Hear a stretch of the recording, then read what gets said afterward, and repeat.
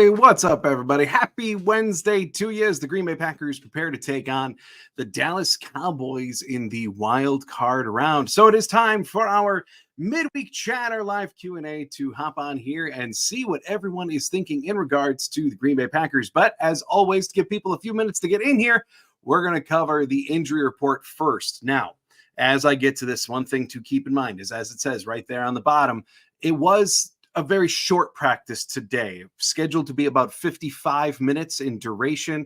And it was a softer, lighter practice, more of the jog through variety, quite possibly more install type things as opposed to full on hardcore practice. So a lot of these assessments of injuries are estimations from the team, but you can see it's quite lengthy, but overall still promising because there's only one player on the 53 who did not participate at all today, which that is a refreshing change for the Green Bay Packers. So you've got Jair Alexander, he was limited. Devondre Full. A.J. Dillon was the one member on the 53 not practicing in any capacity. He did take part in stretching and stuff like that when the media was present, but didn't actually go through with the practice portion. Romeo Doubs, limited. Elton Jenkins, limited. Aaron Jones, limited. Isaiah McDuffie, limited. Luke Musgrave, back all the way to being full. Josh Myers, full. Jonathan Owens, limited. Jaden Reed, full. Sean Ryan, full. Darnell Savage, full. Couple more limiteds with Preston Smith and TJ Slayton. Couple more fulls with Zach Tom and Quay Walker. Limited Christian Watson, and then full Emmanuel Wilson. So all in all, this is pretty close to the healthiest the team has been all year, if not the healthiest. Like, yes, they are banged up. There's no denying that, really, but who isn't at this portion in the schedule? But realistically, to only have A.J. Dillon not practicing, everyone else, the other 52 members all practicing, that's a refreshing change for the Green Bay Packers. So, Scott, I see you're here. Hello, Scott. Nice to see you here. So other highlights from Matt LaFleur's press conference today, he did spend a good amount of time talking about Dallas's leadership. You know how Mike McCarthy is a strong leader as a head coach, Dan Quinn, everyone else on that staff. And that's really what LaFleur was kind of honing in on through a lot of his press conference. And then he talked about how Dallas's secondary is very aggressive. A lot of playmakers in the secondary with a lot of ball skills, but at the same time not being over aggressive to where the ball just floats over their head. So LaFleur, very, very complimentary of the Dallas Cowboys in this press conference, kind of as you'd expect, but even a little bit more flowers than normal going to coming up this weekend. So, Lake Cowboys, how you doing, man? Good to see you here. According to the Power Sweep and John Meerdink, this is a record year for Green Bay in explosive plays, runs of 12 plus, and especially passes of 15, 16 plus. MLF thinks 15 plus is explosive. Most things 16 plus is. Yeah, I've noticed that, and it's weird too, right? Because it's all in how you define these things, as you kind of point out. Yes, using the standard statistics there, this is a record year for Green Bay. But it doesn't necessarily feel that way because we haven't had nearly as many like 55-yard bombs down the field. We haven't had Jordy Nelson running a deep post and then Rodgers dropping it in the bucket. Like what we think of as the stereotypical explosive play, that hasn't been there as much for Green Bay's offense this year, which is why that feels a little wonky. But yeah, by defining it by 12 plus and 15 plus, they are experts at getting the chunk plays, we can say at the very least. Big B, how you doing, Big B? Good to see you. Brandy's here as well. Everybody say hi to each other. That's very nice. Scott, do we have enough cap room to get a running back to go with Jones? And who is it looking like is available? Well, yes and no. I mean, running backs on the whole are generally cheaper in free agency, right? Unless you're really going with like a marquee back like Saquon Barkley or things like that. In terms of the Packers' financial situation, as it stands right now, it's not great. 2025 is really the year that the cap begins to open up. Up until then, things are still pretty tight. Now, they have a lot more maneuverability this year than they have in past years as a means to open up room, like moving on from David Bakhtiari or, God bless it, even an Aaron Jones. Like they do have options that are larger than in past years to create room. But if we don't think that they're going to exercise them, they're still very, very tight up against the cap, if not over, depending on what kind of evaluation you follow. So ultimately, not really. Could they still afford some kind of like $4-5 million running back contract? Yeah, I'm sure by the end of that, by the end of the carnage that is releasing and restructuring and all that stuff, yeah, then they probably could. But that's realistically the ballpark you're looking at if they even opt to go the free agent route for running backs. Jacob, how you doing, man? Jacob Clay saying, I know we're excited about being in the playoffs. I know our young Packer team must have butterflies and jitters. I hope we can settle down early and play with our heads on right and kick some ass.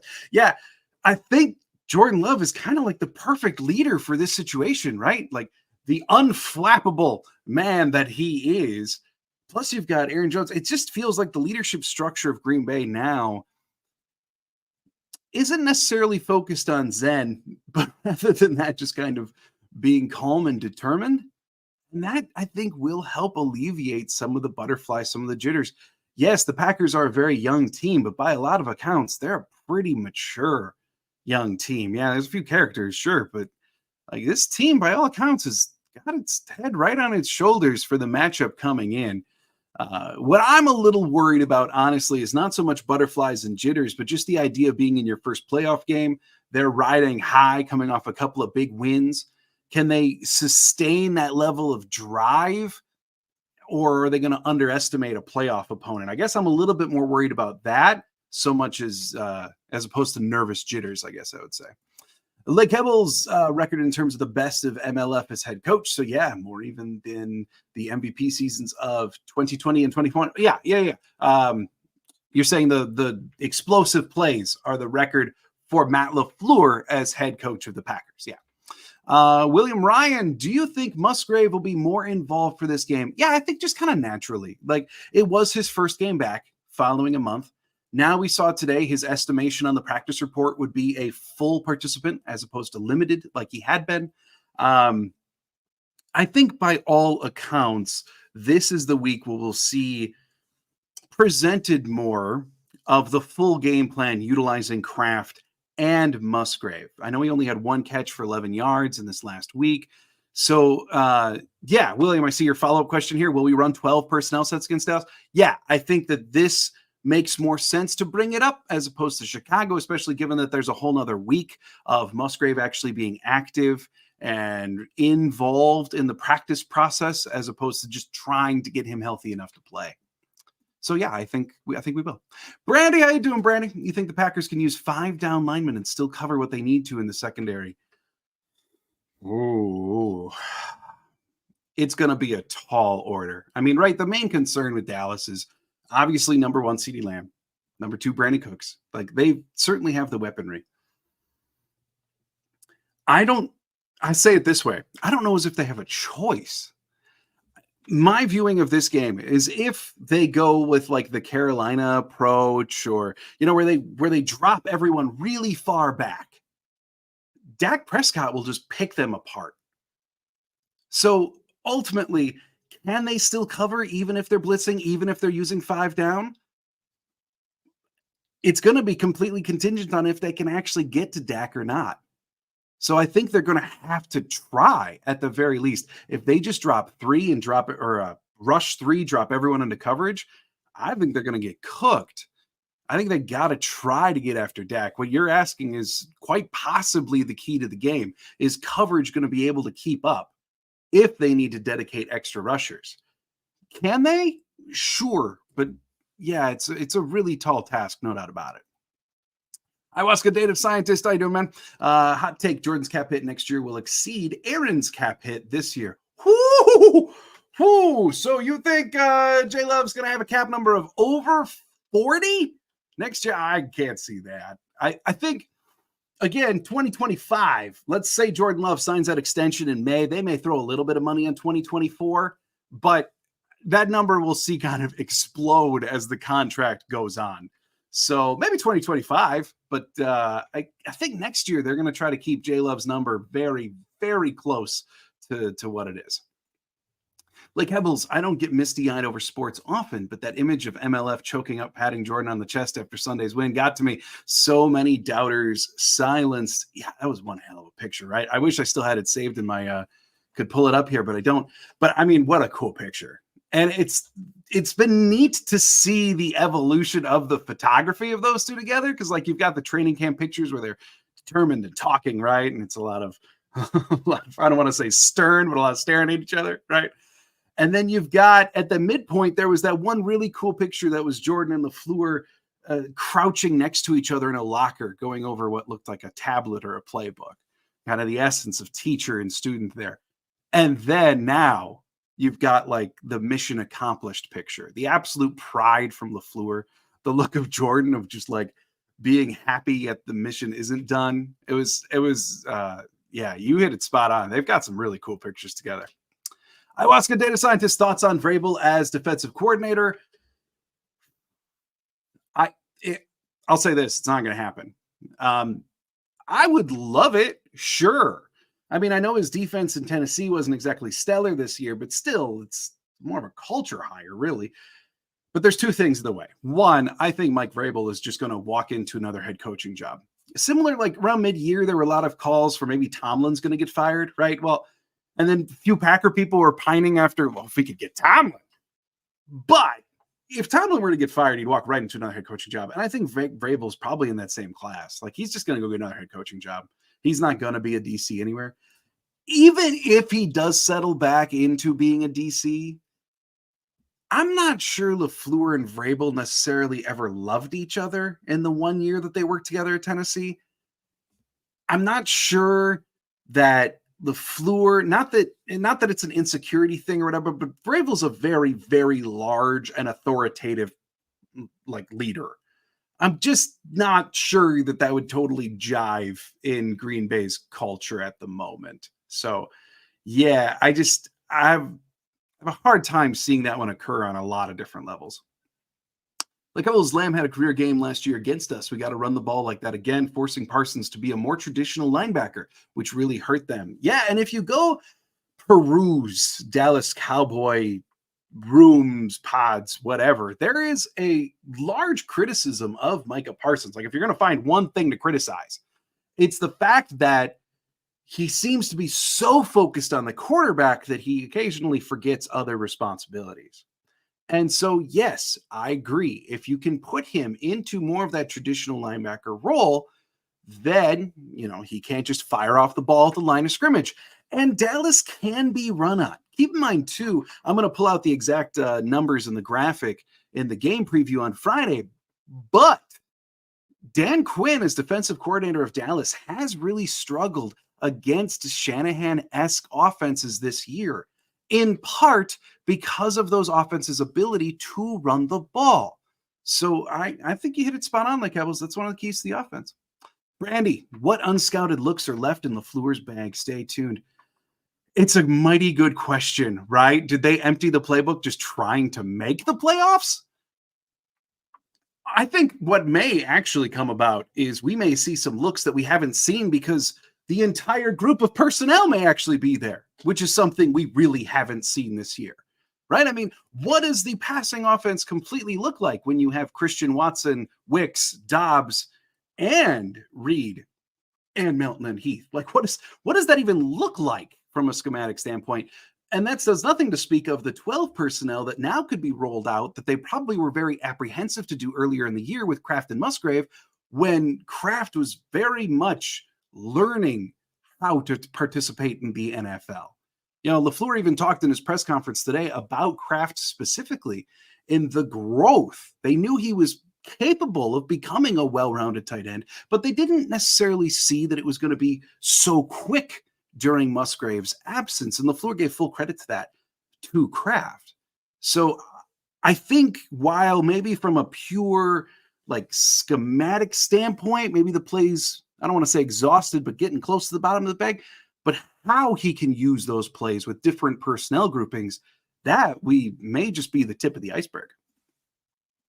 Like Ebels, Brandy, I noticed a lot of the wacky trick plays disappeared around the Chiefs game. Wonder if they are saving those looks with these rising stars for the playoffs. Potentially. I think it also might just be that a lot of those trick plays, because keep in mind the Chiefs game is when they were kind of coming out of their stagnation. Yeah, against Detroit they did very well, but same thing against the Chargers. But the Chiefs was we've fully evolved now as an offense. So I think maybe LaFleur just kind of tapered him back because he felt like he didn't need to have some kind of spark now. But yeah, we haven't seen a flea flicker, and thankfully we've seen a great reduction in jet sweeps over the last 3 weeks as well. Brandy, do you see the Packers beating man coverage consistently on Sunday, and how? I think they're certainly capable. Now, Christian Watson being back would help in that regard a lot, even if it's 15 snaps, 20 snaps, what have you. Having his speed and size would be instrumental in breaking down Dallas's man coverage. But ultimately, you do have receivers on the Packers who are able to get open. Jaden Reed is one, and he does it through kind of a combination of different factors, just using physicality and route running. Speaking of route running, you have Dontavian Wicks, who even in the game against Chicago, there was one clip which I saw being shared where his release from the line was very, very reminiscent of Devontae Adams. So they are capable of beating man coverage, certainly. And frankly, I'm not tremendously worried about this version of Stephon Gilmore that is playing for Dallas. We don't even know if he's going to play because it's going to be Saturday is the first practice that Gilmore may participate in, according to McCarthy. It's sounding like he's going to play, but still, that would make me a titch nervous. So, yeah, they can, for sure. McKnight saying, which 3 offensive linemen will have the best blocking in the game? All right, well, we got to go Elton Jenkins by default, right? Zach Tom is unstoppable at this point, and then I'm going to take the easy answer, too. Let's go with Rasheed Walker. I think Zach Tom and Rasheed Walker are in for very good games if they can get Parsons to back off, like we were mentioned earlier about making him play traditional linebackers. So let's go with those 3 as of right now. Ayahuasca is Big Mike fired if we beat him on Sunday. I'm going to go with if it's a close game, no. If Green Bay somehow rolls in there and wins by 30, then yeah, then I could see it for sure. But if it's a close game, I don't know if I can. I don't know if I can get that yet. Here we go. William Ryan, how about Reed and Jones in the backfield with Musgrave in the slot? I'm down. I'm down for it to make that easy. And then sprinkle in, if he's playing, sprinkle in Christian Watson on the outside, right? Like, and that's the cool thing about the Packers weaponry. Like, I've been talking about this for weeks, right? That everyone is so diverse. You can fall in love with a different playmaker on the Packers for a different reason. If you want route running, you got Wicks. If you want speed, you could find a different trait to love, right? And now, if you put out some kind of formation like that, it's like, how is a defense going to cover that exactly? That's the beauty of their offense right now. And that's a little bit of what we can yet expect to see that we haven't been able to see to this point, for sure. Ayahuasca did Devontae on Wicks. Yeah.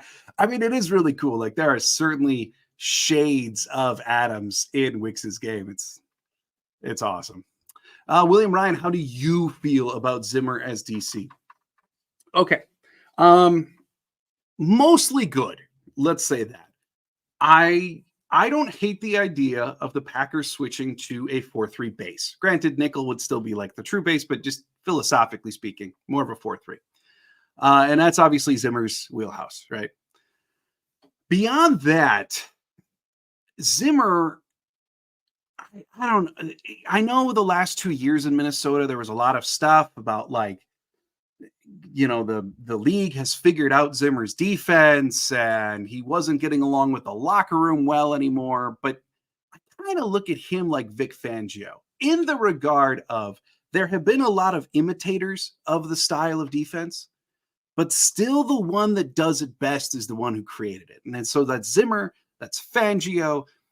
If LaFleur decides as though he wants that kind of personality, if LaFleur and Zimmer don't absolutely want to assault each other, because I don't think they like each other very much, then, I mean, I could see it. One thing I do want the defensive coordinator to have, if they move on from Joe Barry, is I want the defensive coordinator to have the wherewithal to have a voice strong enough in the front office. Okay. Because over the last few years, we haven't seen that many players picked that are Joe Barry picks, right? But yet on the special team side of things, we've seen that 100 times with Bisaccia. We do a free agent signing or off of the waiver wire. Well, that's a Bisaccia guy. How many times have we done that about drafting someone and then going, well, that's a Joe Barry guy? It's not all that often. It's the personnel and the scheme haven't really matched up much over the whole of the course of 3 years. So I think whoever it is, it's going to have to be someone that actually has some wherewithal to have a voice in the front office. Big B, you made me fill up a whole page of notes on my phone. Thank you.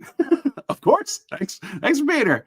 Kempton Boy, I really hope the entire receiving corps is playing to keep the Cowboys defense on their heels. As much as Dallas has struggled to stop the run, they also struggle against play action. Yeah, and I don't have the exact numbers pulled up, but that's true. And that's part of the overall struggle against the Shanahan-esque offense for the Dallas Cowboys. It has been a struggle for them this year. That plays very well into Green Bay's hand. And I'm not sitting here saying, oh, for sure they're going to put up 40. Like, no. But what Dallas seemingly is weak at does happen to be a lot of Green Bay's strengths. In the last game alone, Love put up something like it was like 160 of his yards were from play action plays, which has become an increasing amount in the offense this year as everyone's gotten more settled. Because I'd mentioned this on the watch party. The terms of play action being called in Green Bay is kind of gone like this throughout the year.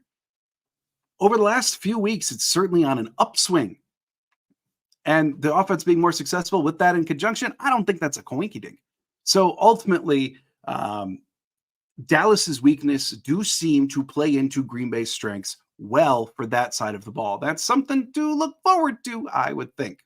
The Kebbles, MLF has had his best games when he is expected to lose big. Cardinals, regular season 49ers. Yep. Multiple years, of course, this year. That's true. And in 2019, Dallas, the entire offense was Jones because Adams was out for a while. Yeah, also true.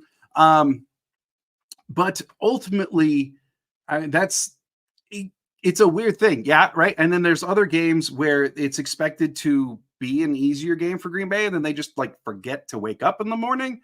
So that's a bit of a thing. And again, can't hurt. Brandy, Barry's use of a blitz from the linebacker position has worked decently the couple times it was ran. Do you see Barry being as passive with this as he always has been? I guess that question is kind of two-sided. I personally would absolutely not be. And like you mentioned, that blitz from the linebacker position, that is a perfect utilization of Quay Walker and his skill set. But saying that for weeks, that is how you have to use Quay Walker. Collegiately, that's when he was at his best too, was doing those types of blitzes. I am terrified that Green Bay is going to walk into this game and say, well, Dallas's passing attack is so potent, we cannot give up the big play. Back them up. Back them up. Safeties get 30 yards back. I am terrified of that mentality coming from Green Bay and Joe Barry. The saving grace here is over the last 2 weeks, we have seen some pretty radical departures from Joe Barry's core principles. There's been a lot of change there. I would hope that that's going to carry through the Dallas. But logically, I just feel this pull towards they're taking one look at Dak hitting CD and Brandon Cooks running deep posts, and they're just going to back him up. And I am terrified of that, Brandy. So logically, I think they're going to be backed up. But I so hope with everything that I'm wrong. And then, hey, Peter, nice to see you. Bonjour. Thanks a lot for answering on Instagram. Of course. Any chance to see Watson, Dobbs, and Dillon play on Sunday? Dobbs, I think, has got a pretty good shot. He was listed as limited today. We know that he coughed up blood during the game against the Bears, went to the hospital, but made it back in time for the post-game celebration. I think he's got a pretty good shot to play, just kind of feeling out what that injury may be. Seems more impact related as opposed to something being wrong, I guess you could say. Watson, who freaking knows, Peter? I mean, Because Matt LaFleur admitted after the Bears game that there was some gamesmanship last week on the part of LaFleur and the Packers, that maybe in the press they were building Watson up to be a little bit more likely to play than was the true actual thing going on behind the scenes. So who freaking knows? But I gotta believe. I mean, even after the Bears game, LaFleur again said that we would see how Watson goes throughout the week, and they were hopeful. I don't know. I don't want to get my hopes up and then be hurt again. As for Dylan, that's a really good question. I mean, I would think by now, generally speaking, anyway, with stingers, they aren't a multi-week injury. So, without having any details at all, you would think that would be coming to the end of the road there. But that thumb, if he truly like re-aggravated that thumb, or now there might be some tendon problems with the bone, or like just pure speculation on my part here. Keep in mind, then yeah, there's going to be some real difficulty in him getting back there. So we'll have to see. And I'm hoping that as the week progresses, we actually get some more details from LaFleur. Of course, as the team actually practices more in earnest, as opposed to doing a jog through, we will get more concrete indications from the injury report. Today is just kind of a lot of guesswork, since the Packers themselves were basically guessing. Danny, plan for Parsons 3 people blocking again? I wouldn't be shocked by that at all. And that could be part of the strength of enrolling a lot of 12 personnel in this game, especially putting Kraft on whatever side Parsons goes to. I think that's a logical plan. And then you're just hoping that if it's man coverage, Reed, etc., can just beat their men. If it's zone, then you're really relying on LaFleur to scheme up some stuff again. So, but I think that probably does have to be the main consideration or the main go-to plan for the Packers. I really do think so. David, hi, John. Hello, David. Nice to see you here. Rocket knees. Watson exploded on the national scene against the Cowboys. Imagine he puts up 2 or 3 to 150 plus yards. He'll be our new Cowboys killer. Cowboy fans are nervous, as they should be, going against the baby Packers. And I mean, another player that's historically done very, very well against Dallas has been Aaron Jones. And he looks phenomenal over the last 3 weeks. I mean, crossing the century mark every single week for 3. Yeah, I mean, he's looking great. So I don't know. It's just, I don't want to make this matchup sound easy. That's certainly not it. It is a very, very difficult matchup. But I would be remiss if I didn't say that there are some things that really do lead in Green Bay's way. And that's something to be very, very hopeful for. Mick, will Jonathan Ford be called up for this game? He hasn't used up all of his activations yet. Mick, your commitment to the bit is admirable, and I highly, highly doubt it, Mick. I'm very sorry. I don't see Jonathan Ford being active for this one in order to clamp down Tony Pollard. If anything, I think we'll see a larger emphasis on secondary, or again filling in injuries with the actual active list on game day. All right, everybody, looks like I caught up on all the questions. So it is time for me to get on out of here. Hope you all have a great rest of your Wednesday. Oh, here we got one more. Brandy sneaking in. Shotgun runs, yes or no?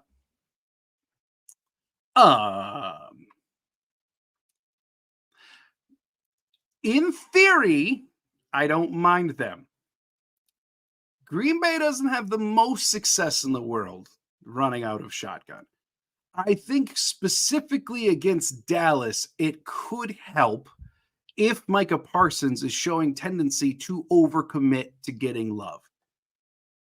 And this is, I guess I would just say that this is a feel out situation, right? Because if you're starting off the game and it looks like Parsons isn't even driving that hard to get after love, then no, I don't really want to do shotgun runs. Not against Lawrence, not against their front. No, I'd rather just line up and run like true runs. But if it looks like Lawrence, Parsons, those guys are overcommitting, kind of like we see Rashawn Gary do sometimes, then I think it could be quite useful to garner some chunk plays up the middle. That I could see going for sure. And then one last one. Peter, how many points do you think our Packers must score to get a fair chance to beat the Dallas Cowboys? Dallas, is a pretty sure bet. They're going to put up at least in the high 20s, right? Let's go with Green Bay's got to put up 33 again. Let's go with that. It seems to be a number that they like to hone in on. So let's just give them 33. And let's say that that's kind of the threshold. Might they score under that and still win? Yeah, like it's possible. But If this is the shootout a lot of people think it can be, then let's go with 33. Oh, man, people just keep on sneaking in here. All right, Mick saying like button, find it. Angry. Thank you. And then Dan, really, honestly, the last one. Dan, it seems to me draft and develop works well when the young guys get playing time early. Yes and no. I think because the quarterback is a great example of someone that might not have gone well for, right? Because if Jordan Love would have played as a rookie, that could have been ugly. There were a lot of rough tendencies of his coming out of college. So I think it depends a little bit on the position. So, I mean, like quarterback, I think is its own category. Kraft's ascension has not been orthodox. Let's say that. Because tight end is generally one of the most difficult positions to learn on the field. They're responsible for so much blocking patterns and route running, and like they got a lot going on. And the way that he has ascended during Musgrave's injury is not normal. Let's say that. So if we're talking on the whole, I mean, yeah, for wide receivers, running backs, some positions on the defense, I can totally get with that. But there are some positions that I would caution against using that as a hard and fast rule, for sure. All right, everybody, thank you. Thanks for stopping in. Do hope you enjoyed this Q&A. I'll be back on Friday with the game preview for Packers versus Cowboys. Big B, you can go a whole nother page of notes from that one, but going to be talking about all the details, all numbers for Packers versus Cowboys in order to get ready. And then on Sunday, there will be a watch party for the wild card matchup. Thanks so much, everybody, for being here. Do hope you are having a great day. And as always, let me find it. Go Pack, go.